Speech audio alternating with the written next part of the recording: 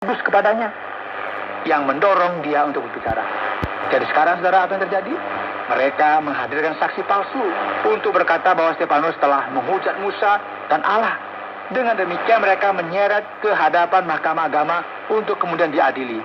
Di sini takdirnya telah ditentukan.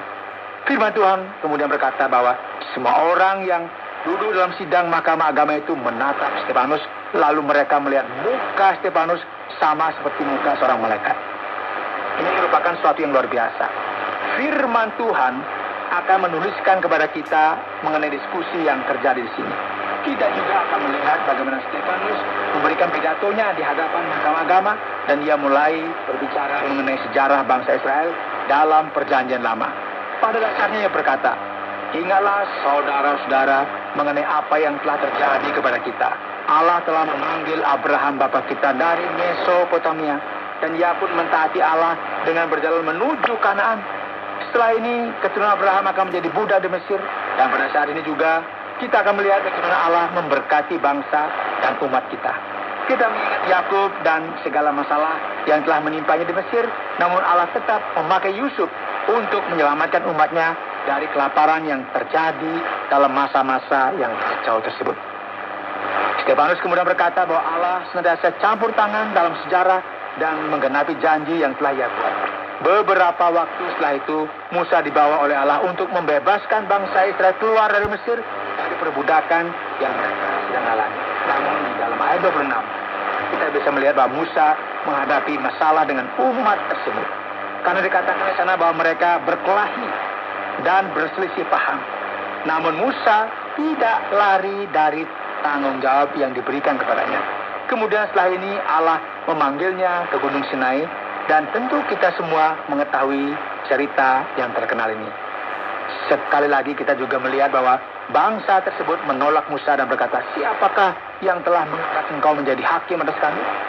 Musa masih tetap menjadi berkat oleh karena Allah sendiri yang memberikan arahan kepadanya. Ia jugalah yang memimpin bangsa Israel keluar dari Mesir. Dan kemudian apa yang terjadi? Setelah mereka dituntun keluar dari bangsa Mesir, ketika mereka sedang di bawah pimpinan Harun, mereka memintanya untuk membuatkan ilah yang berbentuk patung lembu. Jadi pada dasarnya, apa yang disampaikan Stefanus adalah bahwa Allah senantiasa bekerja bagi umatnya dalam Perjanjian Lama, dan umatnya justru tidak menanggapi hal itu. Apa yang mereka lakukan? Mereka tidak mendengarkan Musa. Dan kita bisa melihat di sini ada sebuah kutipan keras yang diambil dari kitab Nabi Amos pasal 5 ayat yang ke-15 dan 17, yang sesuai dengan versi asli Perjanjian Lama yang berkata, malahan kamu mengusung kemah Molok dan bintang dewa Refan. Dan akhirnya mereka dibuang sampai ke Babel sebagai akibat ketidaktaatan mereka ini. Kemudian apa yang terjadi di sepanjang sejarah? Allah memanggil Daud. Kemudian Daud ingin mempersembahkan rumah bagi Allah, namun Allah tidak begitu peduli dengan rumah atau bait yang akan dibuat bagi dia. Karena dia adalah Allah yang menciptakan langit dan bumi, dan segala sesuatu merupakan kepunyaannya. Dan mari kita perhatikan apa yang terjadi kepadanya pada masa lampau. Ayat 51. Kamu selalu menentang Roh Kudus, sama seperti nenek moyangmu. Demikian juga kamu. Perkataan Stefanus ini begitu keras. Ia berkata, siapakah dari nabi-nabi yang tidak dianiaya oleh nenek moyangmu? Bahkan mereka membunuh orang-orang yang lebih dahulu memberitakan tentang kedatangan orang itu. Dan sekarang kita tahu bahwa apa yang terjadi ini bukanlah hal yang baru. Karena Allah senantiasa bekerja demi bangsa ini. Namun mereka senantiasa menolaknya. Nilai kalian dihadapkan Allah adalah negatif. Kalian ini bukannya makin baik, bukan makin naik, namun perlahan-lahan tenggelam.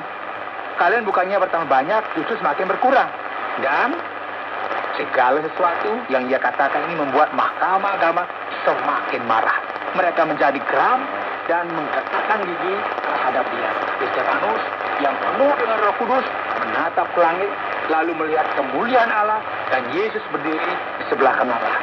Dan pada saat penderitaan dan kesukaran ini, berteriak-teriaklah mereka, dan sambil menutup telinga serentak menyerbu dia. Stefanus menyerahkan dirinya kepada Tuhan Yesus, dan ketika ia berdoa dalam roh sambil berlutut, ia berseru dengan suara nyaring, Tuhan, janganlah tanggungkan dosa ini kepada mereka. dan dengan perkataan itu meninggallah ia. Di sini juga kita akan melihat keikutsertaan seseorang yang bernama Saulus yang nantinya akan kita kenal sebagai Paulus. Pendengar yang dikasihi oleh Tuhan, inilah penjumlahan Allah yang luar biasa. 12 ditambah 7 dalam pertumbuhan gereja, dan meskipun dengan adanya martir pertama yang dibunuh, yang berarti ada pengurangan satu orang di gereja, namun pertumbuhan ini tetap saja luar biasa dan tidak akan terhentikan. Karena ini merupakan pertumbuhan yang tak terhingga. Penjumlahan matematis surgawi sungguh mengejutkan kita. Karena di luar pemikiran kita, 12 ditambah 7 dikurangi 1 sama dengan tak terhingga. Ya, semua ini oleh karena kuasa Allah yang tak terhingga. Dan inilah yang membuat gereja berkembang sesuai dengan rencananya. Anda sedang mendengarkan Jalan 66 dalam rangkaian Kitab Kisah Para Rasul pasal yang ke-6 dan yang ke-7 yang telah dijelaskan oleh Pak Yohanes dengan topik 12 ditambah 7 dikurangi 1 sama dengan tak terhingga. Kini kita akan melanjutkan perjalanan kita dalam Kitab Kisah Para Rasul pasal yang ke-6 dan yang ke-7. Dan Pak Yohanes akan memberikan kepada kita jawaban-jawaban sebagai pertanyaan yang akan kita sampaikan.